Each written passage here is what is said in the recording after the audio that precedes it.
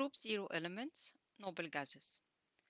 In the modern periodic tables, the elements are arranged in order of atomic numbers, and they have groups, which are the columns, and the groups have the elements. All the elements within the same group have the same number of outer electrons, and so they have similar chemical properties.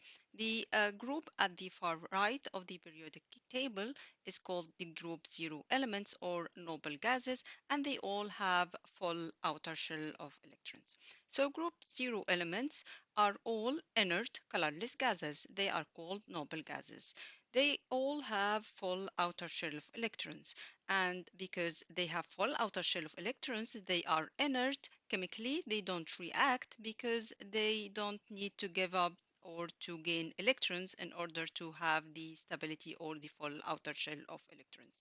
As we can see, all the elements, including helium, neon, argon, krypton, and xenon, which are the group 0 elements, they all have 8 electrons in their outer shell, with the exception of helium, which only has 2 electrons in its outer shell, because helium has only one shell of electron, and the first shell of electron has a maximum capacity of 2 electrons. So this is a full outer shell as well.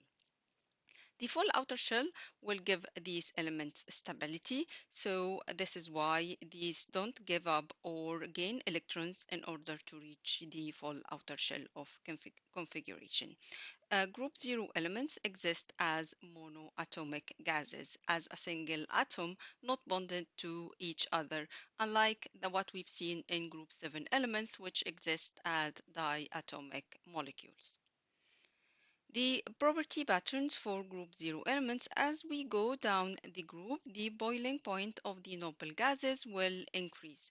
And the reason behind that is that as you go down in the group, there is an increase in the size of the atom, and there is an increase in the number of the electrons in total. And this increase in number of electrons will lead to an increase in the intermolecular forces between the atoms. So there